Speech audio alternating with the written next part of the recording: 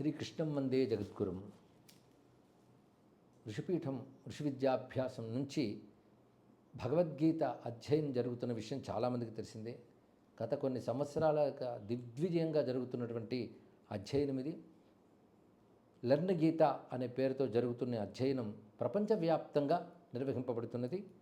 ఇప్పుడు 2026 కార్యక్రమానికి మళ్ళీ పాఠాలు ప్రారంభింపబడుతూ ప్రవేశాలని ఆహ్వానిస్తున్నారు. ఇందులో పాల్గొనదలుచుకున్న వారు, గీతను అధ్యయనం చేయదలుచుకున్న వారు ఈ ఋషి విద్యాభ్యాసం ద్వారా లెర్న్ గీతతో అనుబంధం ఏర్పరుచుకుని చేరవచ్చు. ఇందులో అనేక ప్రత్యేకతలు ఉన్నాయి. ఎందుకంటే గీతా బోధలు నేర్పేటువంటి వారు అందరూ ఉన్నారు. ప్రతి వారు కూడా ధర్మానికి కృషి చేస్తున్నారు. వారి ద్వారా గీతా వ్యాప్తి జరుగుతున్నది. వారందరికీ నమస్కరిస్తూ ఋషిపీఠం తనదైన ఒక పద్ధతిలో దీన్ని నేర్పుతున్నది.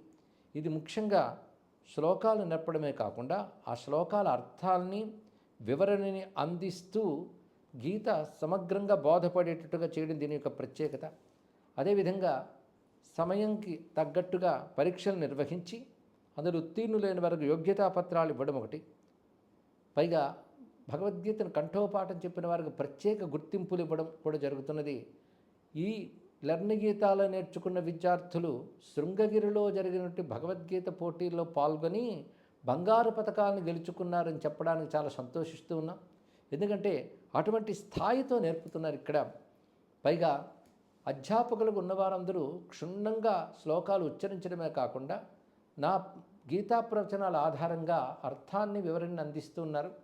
వారు స్వచ్ఛందంగా కేవలం కృష్ణభక్తితో చేస్తున్నటువంటి గొప్ప పని ఇది. అయితే వారు స్వచ్ఛందంగా చేస్తున్నప్పటికీ ఇందులో పాల్గొన్న విద్యార్థులు ఉచితంగా విద్య నేర్చుకోకూడదు కనుక సముచితంగా దీనికి గాను ఆ విద్యకి ఇవ్వవలసినటువంటి గౌరవంతో దక్షిణ ఇవ్వడం కూడా జరుగుతున్నది.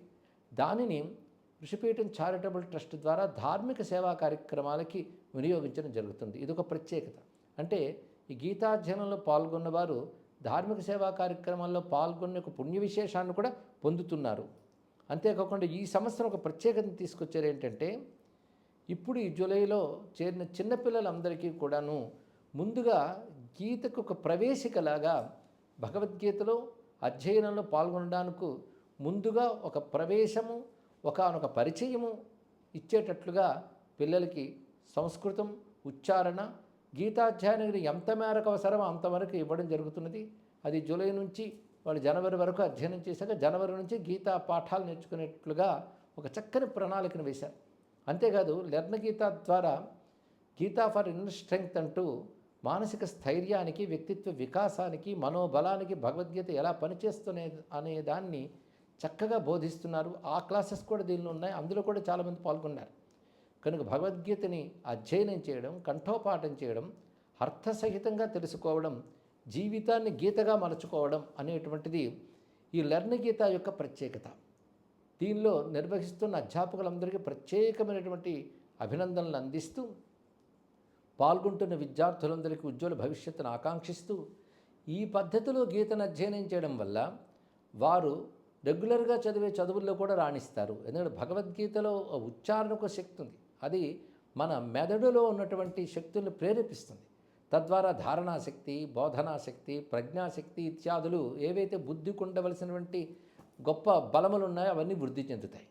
అలాంటి భగవద్గీత ఇప్పుడు ప్రారంభమవుతున్న జూలై 26 అధ్యయన తరగతులకు గాను ప్రత్యేక ఆహ్వానం పలుకుతూ ఇందులో ఉత్సాహంతో పాల్గొనవలసిందిగా ధర్మ జిజ్ఞాస, సంస్కృతిపై ప్రేమ, భగవద్గీతపై ఒక భక్తిభావం కలిగిన వారందరూ దీనిలో పాల్గొనవచ్చు.